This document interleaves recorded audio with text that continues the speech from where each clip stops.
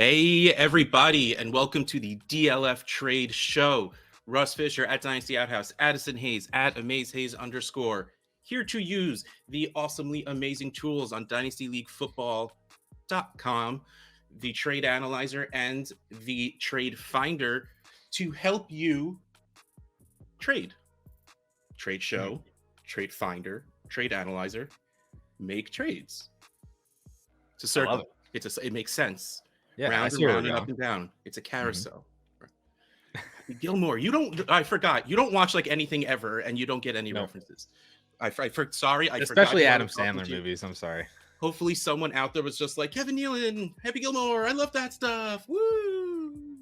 And I'm doing the shooter while I'm doing it. You still don't get it. Okay, last week we did 3 sellers to go trade 4. So it only makes sense that right now we are going to do 3 players to not trade for, to trade away, if you will. And this first one, like, it's a hot take. It's a hot one. I listed my players that I thought we could do here, and Addison was like, how about these guys? And there was just one name in there, and I go, like lots of question marks. He's like, I have a theory. So Addison, tell us this player and tell us your theory. So my theory, the player that I wrote on that list and that we're going to talk about first, because I've kind of had this going for a little bit now since we're in rookie season and everything, is selling Breece Hall, or at least, the hype and the value that Hall has accumulated so far without even setting foot on the field. And my theory with Breece Hall, and the reason why I think that he could be a really strong sell right now, is because this class is not great, or at least it's not perceived to be great, right? Mm-hmm. So because of that, we see Breece Hall as this like alpha rookie prospect, and then the rest of it's kind of not great. So we're almost, in a sense, like, it's like that thing that like high school girls do, where it's like hot by association, where like there's a lot of like not attractive girls, but then like the one girl, you know what I'm saying, is isn't there a movie about that, like The Duff or something like that? Yeah. You know what I'm talking about? Like, they do that on purpose. Is like they associate themselves with like not attractive people to make them seem way more attractive than what they actually are. And I feel like that's kind of where we've gotten to the point with Breece Hall, is that the fact that he's already, a borderline top 5 running back in Dynasty already. And he is the clear-cut 101. If you have the 101, you're taking Breece Hall. Yeah. And I've even advised, I like to other people, you have the 102, 103. Can you get to Breece Hall and just solidify that and be done with it? But I think that Breece Hall as a player by himself is extremely valuable, and perhaps more so valuable than what he actually will be for the remainder of his career, or would be worth trading off of right now. Because even if he does do well, I think that there's a possibility that the prices that you can get for him now would still be the prices that you're paying for him next year, if he does have a really good rookie season, In a 12-team, 1-quarterback league, Breece Hall and Alec Pierce for Dalvin Cook and Travis Kelce. Breece Hall in a 12-team 1 QB is 698.1. Alec Pierce 78.3 for a total 776.3. Dalvin Cook 581.6. Travis Kelce 403. Total 984.6. So this comes in very clearly on the Dalvin and the Kelce side. This is a clear argument for age, I assume, because we got a 21 and a 22-year-old for a 26 and a 32-year-old. But I don't care. Look, if I have Dalvin Cook and Travis Kelce, my team's competing. I'm going and buying Adam Thielen and all of Brandon Cooks and these guys that you can get for seconds or less, or that's their value. You might have to work in an interesting trade to get them for that. But like, I'm building around those two, and I'm going to try and win this year without destroying my entire team, which probably you should be able to do. But benefit of the doubt, these are the only 2 pieces you have that are good. or that will produce, that will score points.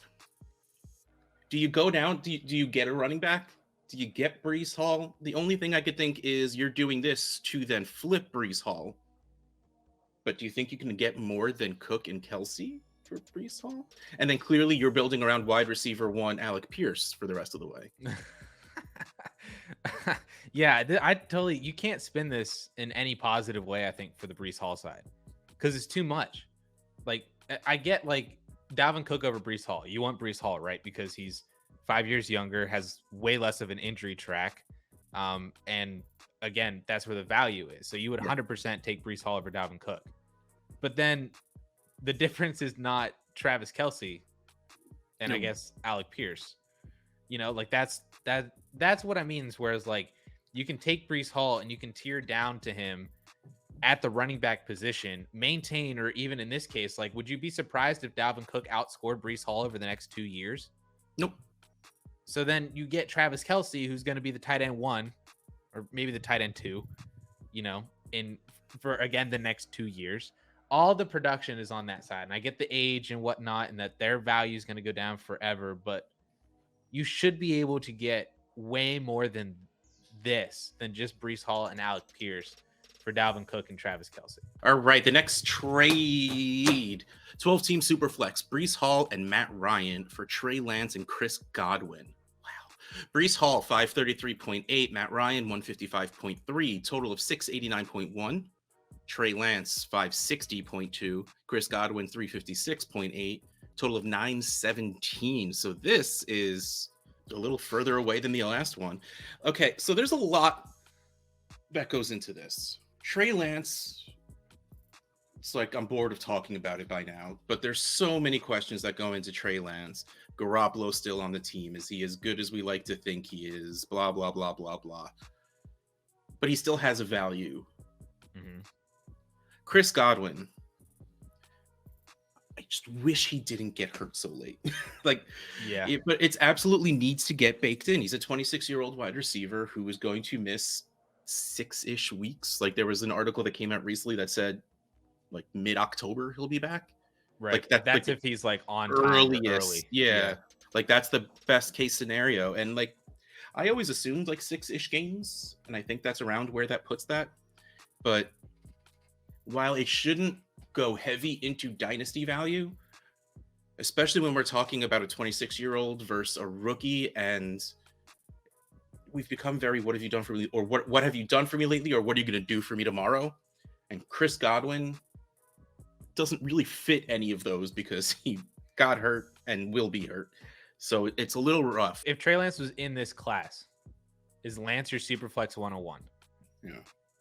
So you would take him over Breece Hall then, if both were rookies, mm-hmm. Which essentially Lance is, because he really didn't play it all last year. I mean, I guess you're proving your point. A lot of trades are going through where Breece Hall is valued way above where he is in the analyzer. And I don't think he's undervalued in the analyzer. Like that's, you're right, I guess, is really what it comes down to. Oh, okay. I can see this one a little bit. I'm not going to lie. The next one, still 12-team Superflex. It's Breece Hall for Christian McCaffrey in a 24 first. Wait, saying that out loud, I disagree with what I just said. Breece Hall, 533.8. McCaffrey, 592.1. A 24 first, 230. A total of 822.1. I understand the move of going from McCaffrey to Hall. Mm-hmm. I am very concerned about McCaffrey, his health, his workload when he comes back. There's a lot of questions that can go into it. So if I had McCaffrey on any of my teams, I would love to get this 5 years younger. And like you said before, Breece doesn't have that injury history where I get it. McCaffrey's doesn't go far back. It's just very condensed in the past 2 years. Right. Am I a first though? That's the issue. Like I'm with you. Like I totally understand. You say, hey, I got Christian McCaffrey. I still want to maintain, that high level of a running back on my team and still continue to produce. So I want to go to Breece Hall, just get a lot younger. And I'm willing to add to Christian McCaffrey in order to get to that. Yeah, like honestly, if this was a second, I'd feel fine about it. In any year, I would feel fine.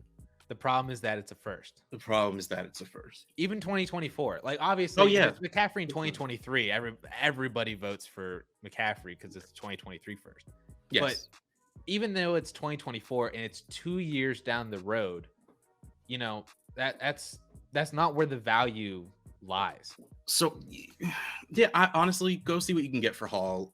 I was skeptical coming into this, but after seeing this, I do like Hall, but if you can get some of this stuff, you get some of this stuff. Yeah, absolutely. The next one we have is someone we talked about last week, someone I talked about 3 seconds ago, and someone we're going to talk about again right now. That guy. Turn around. It's that guy. Oh, the mirror. Yep. Yeah. DeAndre DJ Swift. Oh, sorry. Just duck. I mean, come on, just get out of the way. In a 16 team, 1 quarterback league, DeAndre Swift got traded for the 101 and Juju Smith-Schuster. DeAndre Swift, 833.5, the 101, 625, Juju, 205, total of 830. Why would you find a trade? I'm easily taking Swift in. Really? I love Juju, but we've seen Swift. We know what he can do. You just told me to sell Breece Hall. And Juju isn't... We love Juju, but in value-wise, he's not really that much of a kicker. Swift is still ranked above Hall pretty decently. Right. That's why you go from Swift to Hall, you pick up Juju, and then you move Hall and something for Christian McCaffrey in a first. When you put it like that. And then, you just continue. And then you move McCaffrey for somebody down, and then you just... Yeah, see, to me... Swift right now, I say right now, like we have the current ADP, which we don't. I mean, Swift goes in between RB3 to RB5, you know, given the day of the week of the month of the year. I don't see it. This is why I think he's a sell, because he, again, is ranked so highly, half because of the rest of the situation, but it's nothing we've seen happen. It's like we've given up putting Hawkinson as the top tier tight end because he had a few chances. He hasn't done it yet. Mm-hmm. We're still putting Swift up there though. And we've had 2 years where he's missed a bunch of games and still just hasn't produced the way we need him to be able to consider that high. So I actually just did a video talking about who should be the Dynasty RB2. Because it's like that. It's a weird group of guys that all get votes for that. So I talked about DeAndre Swift, and last year he did produce as a top 5 running back up until he got hurt. In like week 12, I think. Oh, I don't remember. Or week 11. And then he came back and he was not good for a couple games. But he was a top 5 running back for at least, a good chunk of the first half, or a little more than the first half last year. 16.192 points per game. He missed starting week 13. All right. Well, he's 16.2 points per game, but he also scored 3.9 in the game in week 12 where he got hurt. Mm-hmm. I mean, I'm not doing math or anything, but if you put that up 1 or 2 points, that sadly does move him all the way up to like RB4. Right. So does that's kind of where him being that high kind of comes from, is the sense that we've seen the upside and he just kind of needs to put it all together, like it's kind of like that. Well, what if he stays healthy for 17 games now in an entire season? Because if he does stay healthy for that entire thing, based on what we've already kind of seen him do, he would be a top 5 and top 3 running back. I think he has the potential to be the RB1 overall. Okay, let me rephrase what I was saying. Even if he is the RB3 at 18, 19 points per game, I mean, I'm going to go back to, I wrote the Trading Post article with Javonte and Eckler, where I was saying, if you can take Javonte, who very well can score in his range of outcomes as a top 5 running back, downgrade to someone like Austin Eckler, or at this point, Dalvin Cook, like we saw before. I'm not going to put Christian McCaffrey in there because that's at this point, and get stuff on top and stay within a point or 2 per game. Like, yeah. It's not that I don't think he can be good. I think the range of outcomes, the possibility of that being there, and the value that comes with that, I would rather take the value than the points, which are probably going to be at a somewhat replaceable level. That I totally agree with. I'm a huge fan of tearing down at running back. I've said so a couple of times already in this video. Like if you can go from DeAndre Swift and drop him down, to RB 6 to 8 or something like that, and then you take it even a step further like that down to 10 to 12. I'm totally fine with that as long as you're getting the value on top, which is honestly what I thought was kind of the situation going on with this trade, going from DeAndre Swift to Breece Hall and picking up Juju. And then, we just had all the Breece Hall conversation, but it doesn't sound like that's enough of a sell high for you. We always say if you're buying the better player, you should be paying a little bit more. And what you put there is completely on point. And yeah, I would want something a little bit. I love Juju. I think Juju is going to be very good in Kansas City. I want someone with the value that's there already. Even if we want to talk about like old production, give me Keenan, give me Amon-Ra St. Brown. I mean, if I can go as high as someone like Elijah Moore, Bateman's probably a little too high. Mooney, Mike Evans is one spot above Bateman, but I still think he's easier moved than the rest of them. Yeah, I mean, if I can squeeze their Michael Pittman out of it, I'd love it. And I mean, we're still talking wide receiver 19 was the highest I went out of all of that. And I think that is somewhat realistic. Like maybe that's why I haven't been able to trade Swift away. Maybe I am thinking a little bit too high, but like, yes, I like the idea of what you're saying, but if I'm tearing down, to me, I want to tear down a little further and I want to get a little more back. But me being a little close-sided in that thinking, if you do take what we said right now about to what we just said before with all of those Breece Hall trades, maybe you're exactly right. Trade down to a guy who's also a little overvalued and a little bit younger. Just keep going. Yeah, and keep cascading. That's what you got to keep doing. Speaking of keep on going, 14-team one quarterback league, DeAndre Swift and Amon-Ra St. Brown for the 105, 110, 111, Keenan Allen and Michael Carter. I mean, there's a side with Keenan Allen and Michael Carter. Of course, I'm taking that. I don't care what the rest of the trade is. So we do have about 160 point difference in this package. But like, Amon-Ra St. Brown worth the first to you? Like in a 14-team one quarterback league, Amon-Ra for the 111? Yeah, for sure. He fits in that category with like Jahan Dotson and Watson and Pickens and. He had a 1 QB that's around the 111. Yep. Okay, so we're going to cross those out. So Swift for the 105, 110, Keenan, and Michael Carter. 3 firsts for Swift to me is kind of great. 110, I wish it was a little earlier. And the 1 in a 1 QB, yeah, you're still talking like Jameson Williams, right? So if I'm lucky and either Burks, Wilson, or Drake fall to that 5, like maybe there's a JMO fan in there. But any of those 4 wide receivers, the 110, we're probably talking. It's that same group of wide receivers. Olave, Sky Moore, Watson, Dotson. Yeah. And then Keenan and Michael Carter. I think I take that. It's like, because if I'm a competing team, I would love to not get rid of Amon-Ra also, but I get it. To be able to, like, I'm starting that top 5 pick. Like, I think all of those 4 wide receivers are going to be startable right away.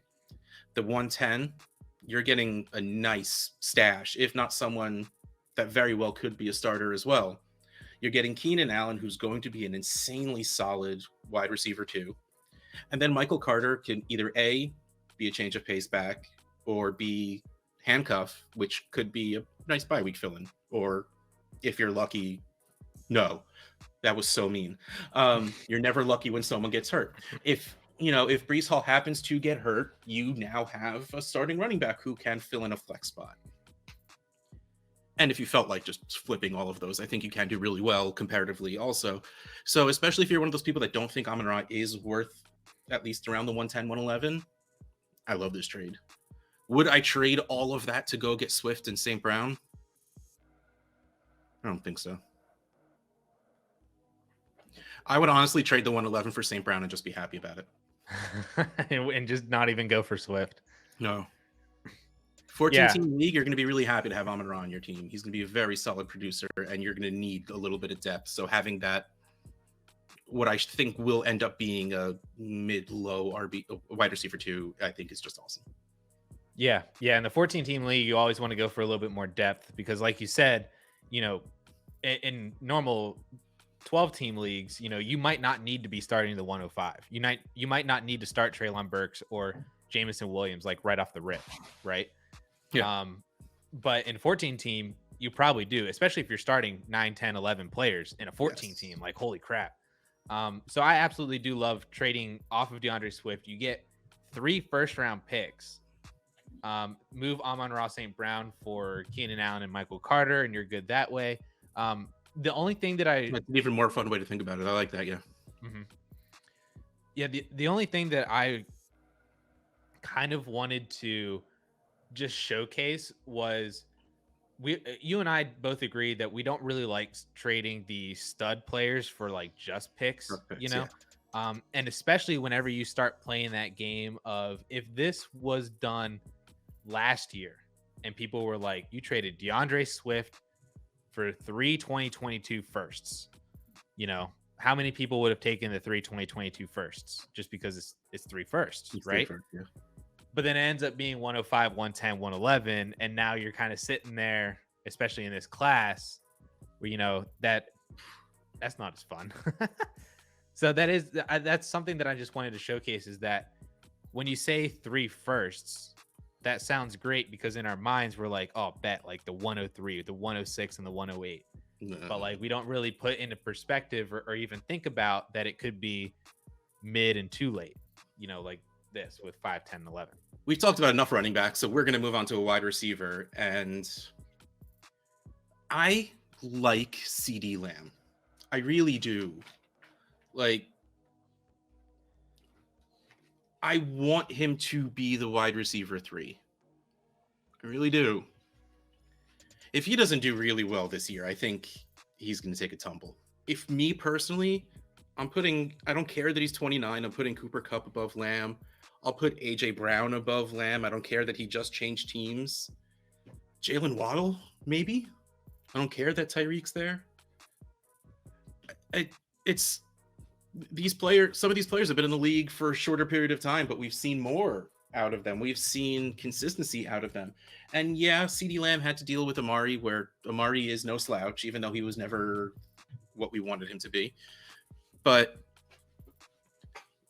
I think what worries me more than anything is not the player himself. It's not his situation. It's the fact that if he doesn't score as like a top 5 wide receiver, I think he drops because, again, we're getting a lot of very good wide receivers next year. We got a lot of pretty good wide receivers this year. So if they score pretty well, they have an easy way of jumping CeeDee Lamb in that case.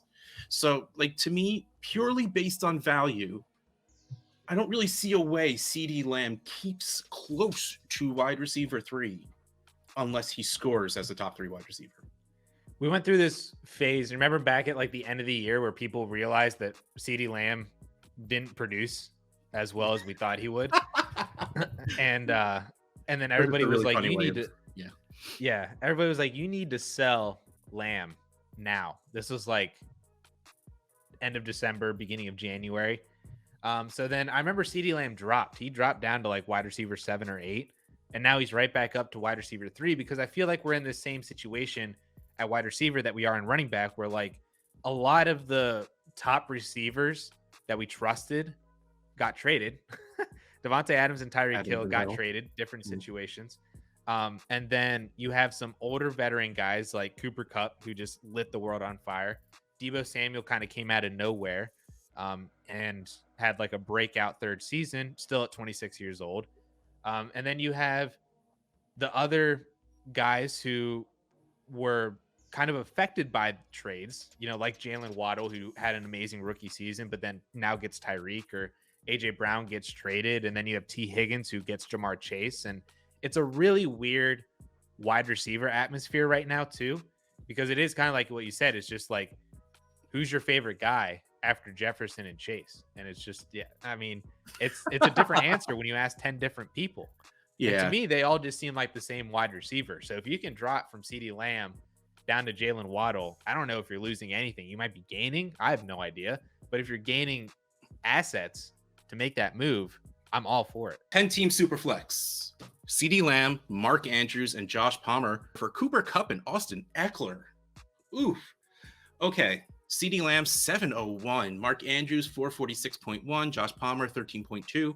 Total, 1160.4. Cooper Kupp, 667.4. Austin Eckler, 464. Total of 1131.4. So this is pretty much even though we got the caution. Team A is giving up the highest valued asset and the most pieces in the deal. Again, because of a 13.2 point Josh Palmer. Oh my God, I want those points. Like, oh man. Like Cooper Kupp and Austin Eckler? Oh. That's really fun. Okay, so Mark Andrews is very good. I am on board. Like, I was always afraid to put Mark Andrews high up in rankings on tight ends because it was just so efficiency based. There was no room for error in his game for him to score as well as he did. But then he just kept doing it. And then last year they did pass a lot, even though now they'll have Dobbins, an actual running back on their team. So it'll probably go down a bit, but it's not going to drop back down to like 30th in passing like they were before. He's a tight end. I mean, I don't know if he's tight end, scores as a tight end one often. And especially because we went like, what, 6-ish games without Lamar. So it's a little skewed anyway. Yeah, I don't know how. Cooper Kupp and Austin Eckler all day. I said I would take Kupp over Lamb, and then Andrews and Palmer give me Eckler easily. Yeah, I'm with you on this one. I wish that I didn't have to give up Mark Andrews, but I'm totally willing to do so in order to get, Austin Eckler, because I love, like I said, love moving from Lamb to Kupp. Yep. Because you're downgrading, so you should be able to upgrade somewhere. And you did. And yeah, that's essentially what happened right here too. Like you said, it sucks because it's like Mark Andrews, and Andrews to me is the only competition for Dynasty tight end 1 right now for Kyle Pitts. I have him at 2 because it just feels like that's what you need to do. I still, honestly, if the world wasn't crazy, I'd still have Kelsey as my tight end 1, but I just realized it's not the right answer. But to me, he's still going to produce as the tight end 1 for a year or two. And if he's still going to do it for a year or two, why should his dynasty value drop? But I get it. There's no escaping Pitts mania. So, and then Andrews to just crush it last year to the point where it's like you can't ignore it anymore. But I would personally take Kelsey over Andrews.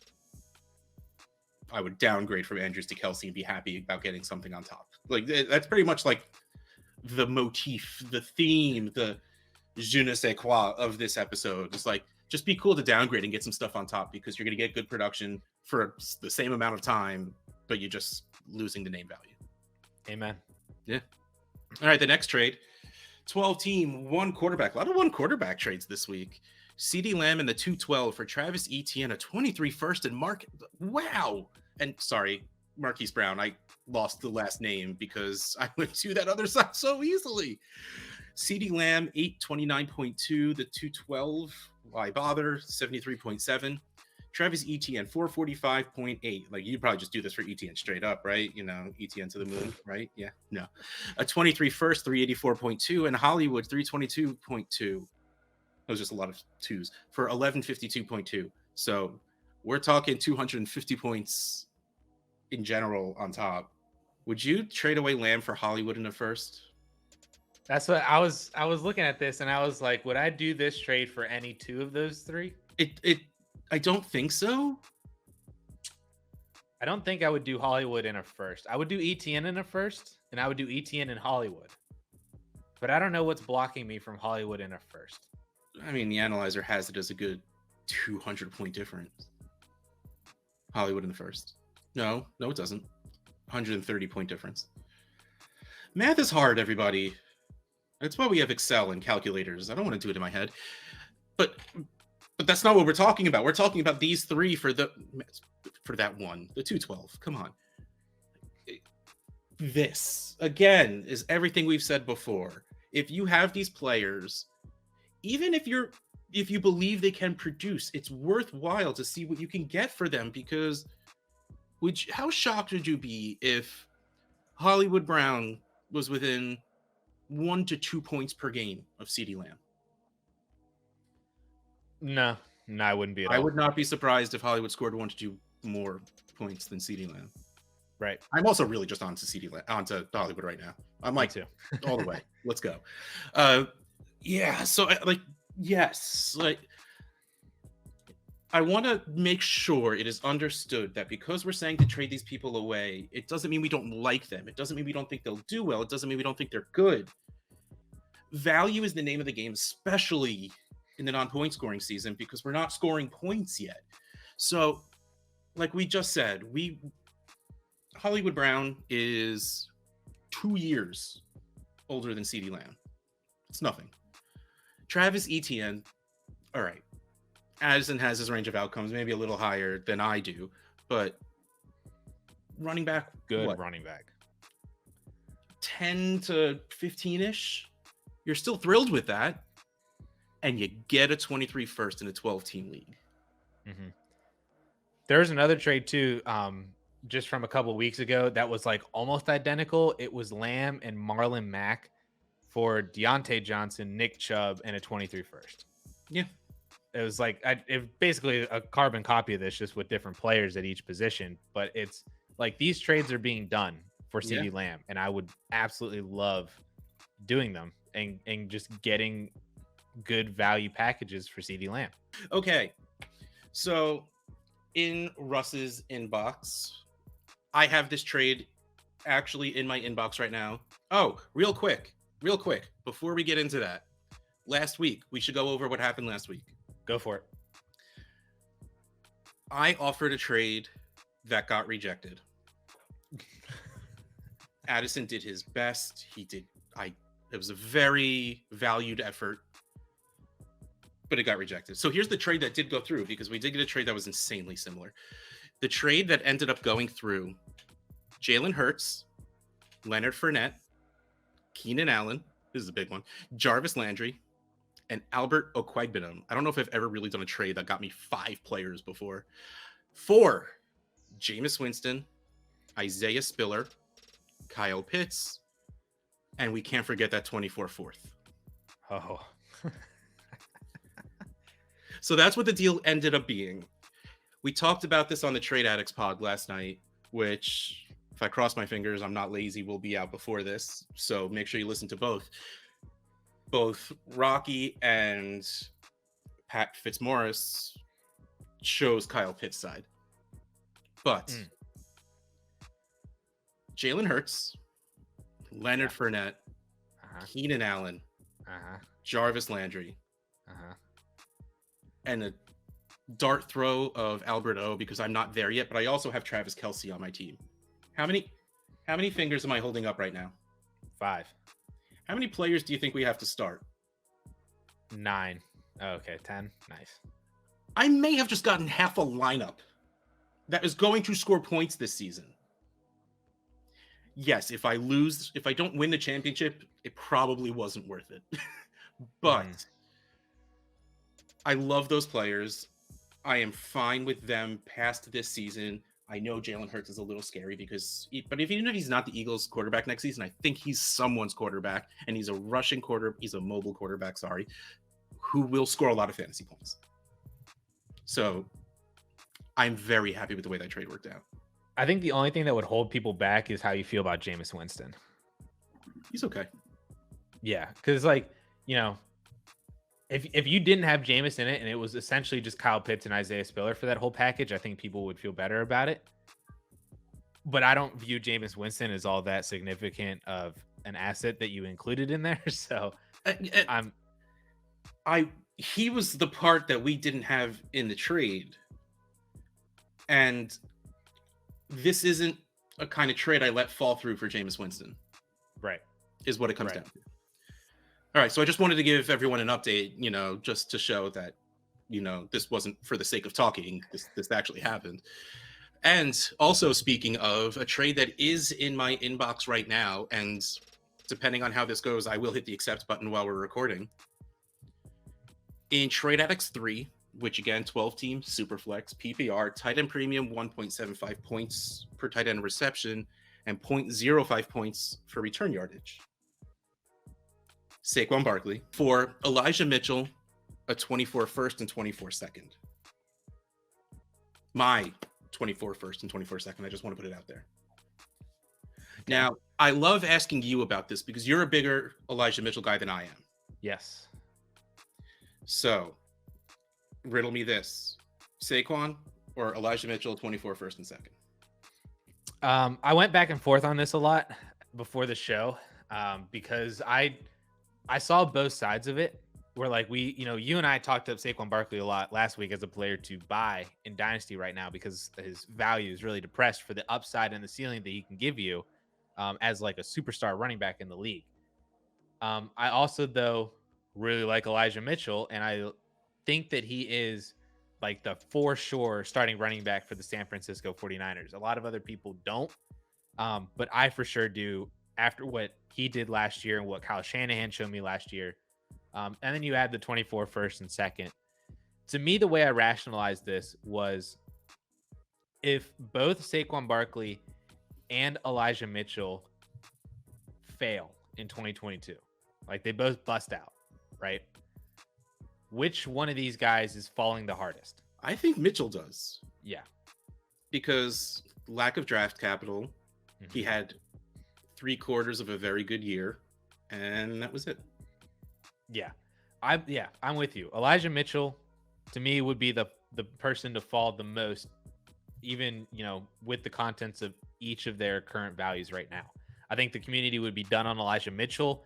They'd give the whole Kyle Shanahan running backs never pan out, don't keep them. He's going to get replaced, draft capital, blah, blah, blah. The community would also be really done, I think, with Saquon Barkley, but he would still be drafted like he was like Miles Sanders, I was about to say, given if Saquon Barkley has an RB2 season, he will fall to being an RB2. He will fall to Elijah Mitchell. And he will still be very usable as an RB2. Right. With the upside of being Saquon Barkley. On the flip side, both these players they meet their ceilings, their individual ceilings. So value-wise, which one of them rises the most if they both have their best outcomes? Unfair question. Unfair because Saquon doesn't have that far to go up. How high will if Elijah Mitchell hits his ceiling of what do you have Elijah Mitchell ceiling at? Back in RB1, like 8, probably RB8. I think is the highest he can get. Elijah Mitchell's RB8, Saquon Barkley's RB2. Where do we go from here? Elijah Mitchell right now is RB23. Do you think he jumps up to RB13 if he has a top 10 season? That is the other thing too, is that I still don't think that we trust Elijah Mitchell, even though he produces like that again. Saquon Barkley produces, he's back. He's Saquon again. We're in. And if you say no, but you're talking about like that for Christian McCaffrey, biased. McCaffrey's still in. How quickly did we turn on Joe Mixon? A couple years ago. Then Joe Mixon had a top 5 season, and he's right back up. So overall, I think the value insulation is on the Saquon Barkley side, and I also know you, and I know that 24 first is not going to be all that hard to reacquire over the next 2 years or make up for in some other aspect. So, I'll go buy an earlier one because I'm winning this championship 2 years in a row. There you go. So I'll take the Saquon Barkley side on this one because I think he's the safer asset of this whole entire trade. You just hit accept. Nice. See, we're living by our own advice too, by saying that he's a huge sell or a huge buy right now. Saquon Barkley's a huge buy from last week's episode. And we just made a trade live while we're recording this for Saquon Barkley. That's how we do. All right. Well, on that note, it's a bit of a long one, but it was a good one. That's what matters. Yes. Russ Fisher, Dynasty Outhouse, Addison Hayes at Amaze Hayes _. This has been the DLF Trade Show on the DLF YouTube channel. See you next time.